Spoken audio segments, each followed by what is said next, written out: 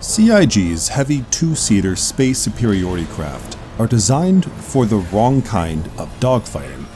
Top-mounted turrets, rear-seat radar weapons officer-style co-pilots, and co-pilot remote-controlled weaponry, all elements of conventional aircraft and armor, are design choices unfit for StarCitizen's dogfighting.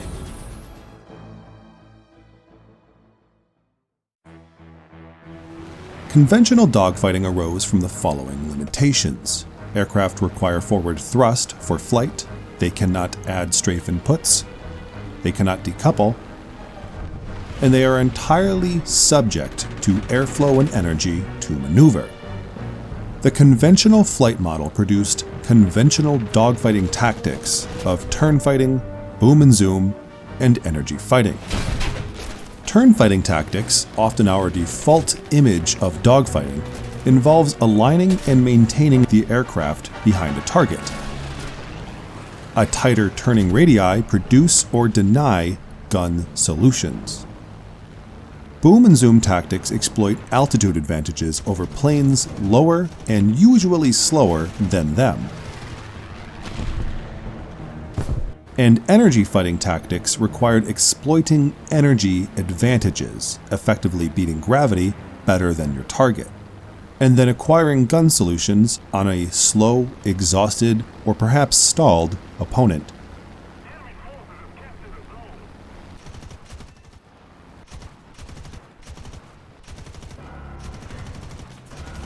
But StarCitizen and Squadron 42 operate in a Newtonian flight model, an environment where spacecraft don't require forward thrust to fly and may hover.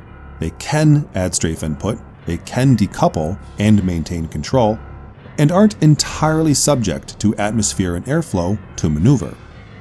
Although these limitations technically allow conventional dogfighting tactics, Newtonian flight models enable, incentivize, and reward other superior dogfighting tactics. In conventional flight models, turn fighting tactics risk overshooting or stalling. But in Newtonian flight models, we may hover in place without stalling, and overshooting risks are mitigated by retro thrusters, amongst other features. In StarCitizen, orbiting replaces turn fighting. Players maintain head-on facings and apply various strafe and roll inputs to acquire and deny gun solutions. Turn fights are no longer pitch-based, rather, they're often strafe-based. Small fighter craft are adept, but larger vessels are capable too. In conventional flight models, boom and zoom tactics require an altitude advantage, an advantage that affords planes to dive, gain speed, shoot, and climb away to safety. Newtonian flight models operate largely independently from altitude. No altitude exists in space. As thrust capability increases, atmospheric altitude advantages diminish, even in conventional flight models. Cold War-era jet aircraft can climb very quickly, and missiles further diminish any perceived safety in altitude. In StarCitizen's Newtonian flight model, spacecraft produce enough thrust to leave orbit and to carry missiles.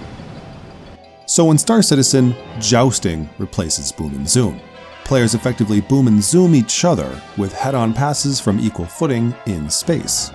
Any unequal footings in atmosphere are usually easily equalized.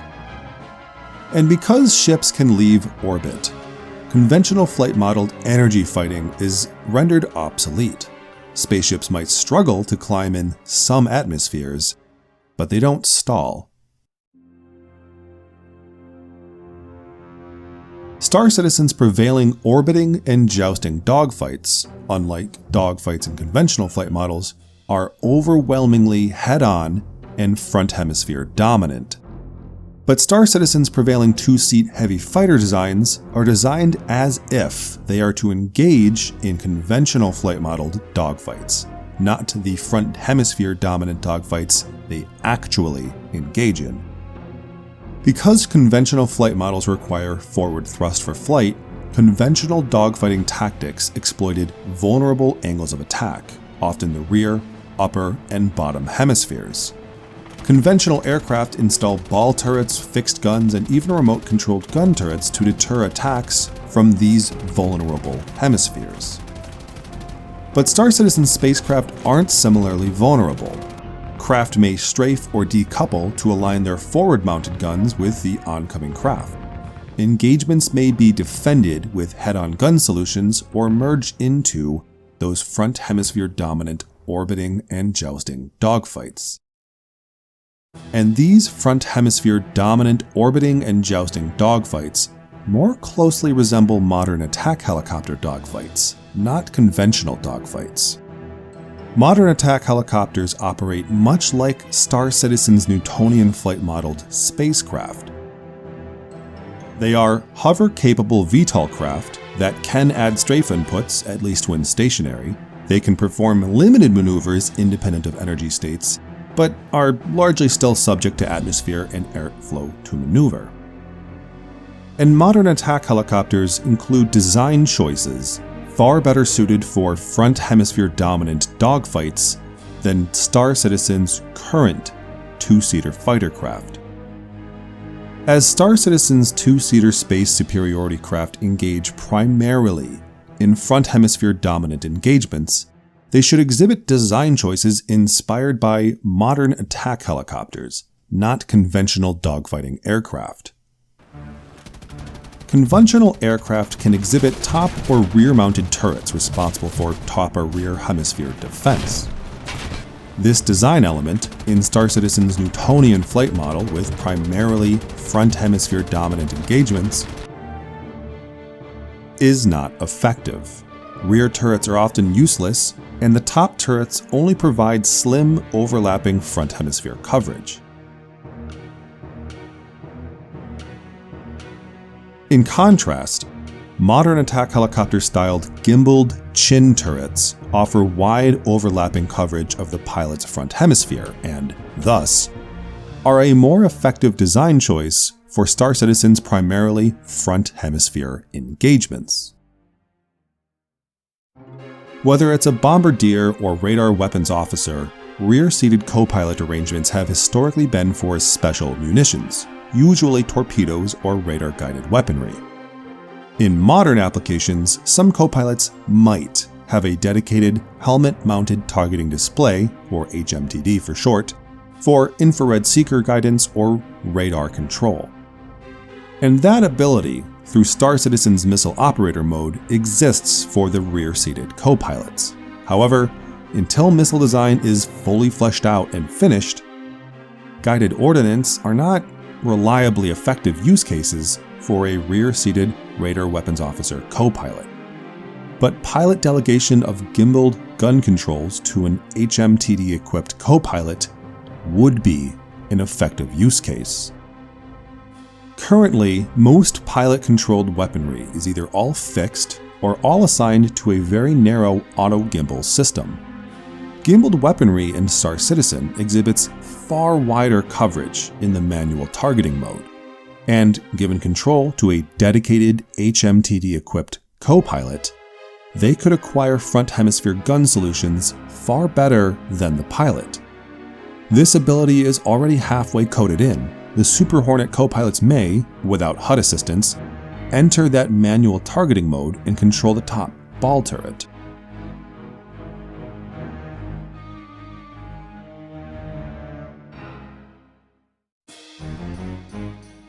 But although some modern attack helicopters arrange the HMTD-equipped co-pilot rearwards, they still offer far better visibility than StarCitizen's rear-seated co-pilots. The RSI Scorpius and Anvil Super Hornets rear-seated co-pilots are modeled after conventional radar weapons officer arrangements. They would be better suited if modeled after a modern attack helicopter's staggered tandem seating arrangement. The Drake Cutlass series is actually an appropriate example of such an arrangement. As things stand now, StarCitizen's rear-seated co-pilot controls a top-mounted turret via a remote camera. This arrangement is inspired, perhaps, by modern armor, where armored commanders access top-mounted turrets via remote camera and controls. This is an effective arrangement in ground vehicles, but not as effective in an aerospace vehicle with pitch and roll controls. HMTD controls would be a far better use case for such an arrangement, but like modern helicopters, co-pilots should be offered the choice between an HMTD and a remote camera. The Anvil Super Hornet, RSI Scorpius, Anvil Hurricane, and Aegis Vanguard series are all prime examples of conventional designs operating poorly in a Newtonian front hemisphere dominant engagement. The Anvil Super Hornet's gimbaled chin-mounted turret mimics, actually, a modern attack helicopter arrangement, but it's not yet transferable to a co-pilot, and the co-pilot doesn't have an HMTD. An HMTD co-pilot with delegated gimbaled weaponry, regardless if it's the chin-mounted turret, would further benefit from sitting up front or in a revised, staggered tandem seating arrangement. The RSI Scorpius' top-mounted turret would be far more effective if chin-mounted. The co-pilot's control of the turret would be far more effective, too, with HMTD controls.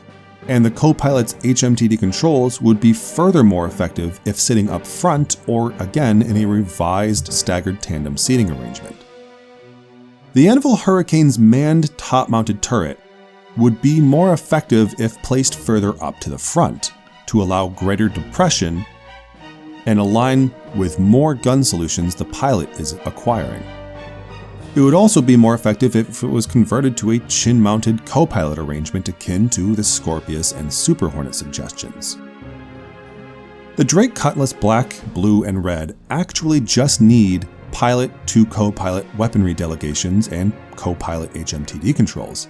This is actually a series that is very, very close to the ideal staggered tandem seating arrangement in modern attack helicopters. The Aegis Vanguard series, like the Super Hornet, already includes a big, gimbaled, chin-mounted gun. The gimbal, however, is, let's be honest, often turned off or swapped for a larger fixed weapon to align with and complement the adjacent fixed weapons. One gun solution is easier and more effective than juggling two. Although the Vanguard's top-mounted turret aligns with its win-outnumbered engagements design, its overlapping coverage of the pilot's front hemisphere is obscured by the turret itself, thus limiting its ability to contribute to the pilot's dogfight. The Vanguard series needs a second-seated co-pilot with HMTD control of the ship's keystone feature, that big, gimbaled chin weapon. Without second-seat HMTD co-pilots, I fail to envision Vanguards realizing their frontline space superiority fighter, troop dropship, or long-range missile sled designs. Also, 2 beds implies that both crew would sleep at the same time. So wouldn't a 3-person crew make more sense so that 2 can sleep while the third pilot pilots the ship and stands watch or something? It's a long-range frontline superiority fighter and it implies long travel times and winning dogfights and a co-pilot akin to a modern-day long-range superiority fighter. It should be a 3-crew fighter. It needs a second seat. But why care? Currently, StarCitizen's Player 2 co-pilot and manned turret isn't effective, and because they're ineffective, they're not very entertaining. Assuming the features are present and working, co-pilot responsibilities only include shield and power management, air traffic control, and missile operator mode, none of which are currently effective as they should be. And because they're not effective, they're not really entertaining. What's left, Player 2 manned and remote-controlled turrets aren't effectively placed to help contribute with the pilot's dogfight. They should be placed ideally in a gimbaled chin mount. Co-pilots should receive delegation of other gimbaled weapons too, perhaps through HMTD controls. And ideally, they should sit up front or in a staggered tandem arrangement mimicking modern attack helicopters. Turret sections in video games are limited for a reason. They only offer limited fun and in very short bursts of time. In contrast, flying gunner in a battlefield helicopter, that's an all-day enjoyable experience. It's not too late to realize that StarCitizen's dogfighting actually mimics modern attack helicopter engagements. at least in games. The sooner CIG realizes that these front hemisphere dominant dogfights are the norm, the sooner we can produce spaceships suited for the tasks at hand. And the sooner we can produce spaceships for the tasks at hand, the sooner that we can improve StarCitizen's Player 2 experience.